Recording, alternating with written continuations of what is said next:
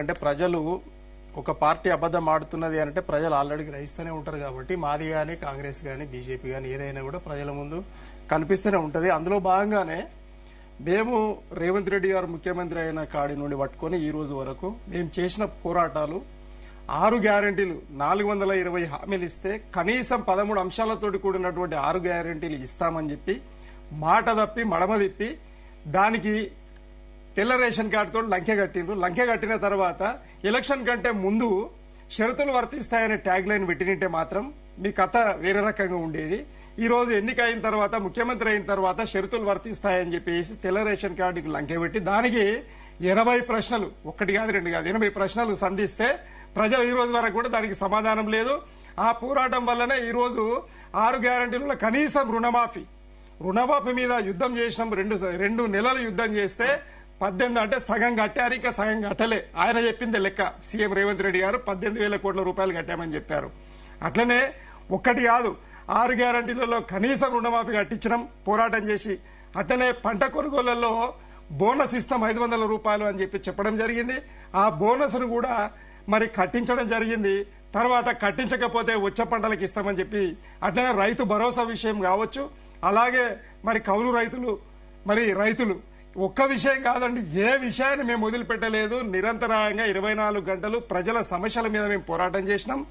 ఆ ఫలితంగానే ఈ రోజు లగ్గిచెర్లలో వెనకడుగు వేయడానికి కారణం ఏంటంటే ఇది సీఎం సొంత రేవంత్ రెడ్డి గారి నియోజకవర్గం కాబట్టి అక్కడ వికారాబాద్ ప్రజలు 2 విషయాలలో మరి సీఎం రేవంత్ రెడ్డి గారికి వ్యతిరేకంగా, ఒకటేమో నెవీ రాడారు హైదరాబాద్కి అత్యంత దగ్గరగా ఉన్నది, ఒకవైపు ఏమో మూసి సుందరీకరణ అంటూ, మరోవైపేమో ఈరోజు మూసీ నది పుట్టుక ఉన్నటువంటి దామగుండ మడవల నరికివేతల కారణంగా ఇది దారుణమైన చర్య అని చెప్పి ప్రజలు తిరగబడ్డారు. అక్కడ 3,000 ఎకరాల అడవులను నరికారు.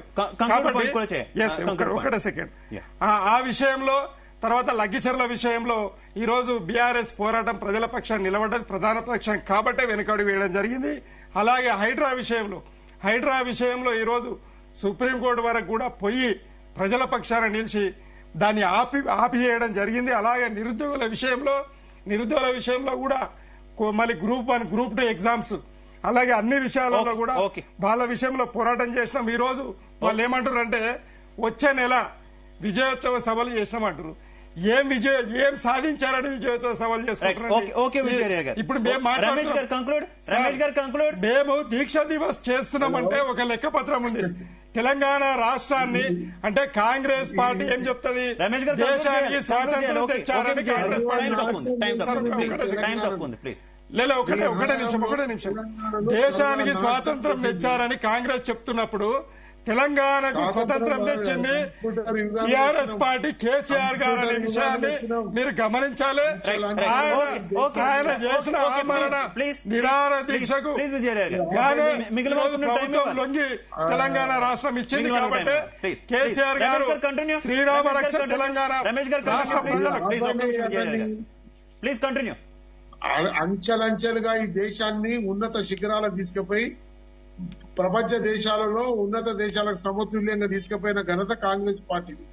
ఈ వీళ్ళలాగా మాటలు చెప్పి కడుపు నింపుకునే కాదు. ఈ రోజు వీళ్ళు మాట్లాడతారు, రైతులను జైలు ఉరికిచ్చి కొట్టి భూములను గుంజుకొని కంపెన్సేషన్ ఇవ్వలే, మేం కోట్లలో కేసేసాం. ఈ రోజు పంజాబ్ లో చూడండి, బీజేపీ ప్రభుత్వం 200 మందిని కాల్చుకుంది. వీళ్ళు మాట్లాడతారు దేశం గురించి. బీజేపీ ప్రభుత్వం ఏడుందయ్యా బాబు, బీజేపీ ప్రభుత్వం మీ కేంద్ర ప్రభుత్వం చేసిన తప్పుల మీద నినాద ఢిల్లీ చలో ఢిల్లీ ప్రోగ్రామ్ పెడితే మీరు కాల్చుక తిన్నారు. ఇప్పుడు మీరు కాంగ్రెస్ కోసం మాట్లాడితే మాకు సిగ్గైతుందండి, మాకు సిగ్గైతుంది. దేశాన్ని మొత్తం సర్వనాశనం చేసి ఈ రోజు హైదరాబాద్ ఇచ్చినామంటే కాంగ్రెస్ పార్టీ దానితో ఈ హైదరాబాద్ నగరానికే రూపురేఖలు మారినాయి. ఈ రోజు మీరు ఏం చేసిండ్రు, ప్రజలను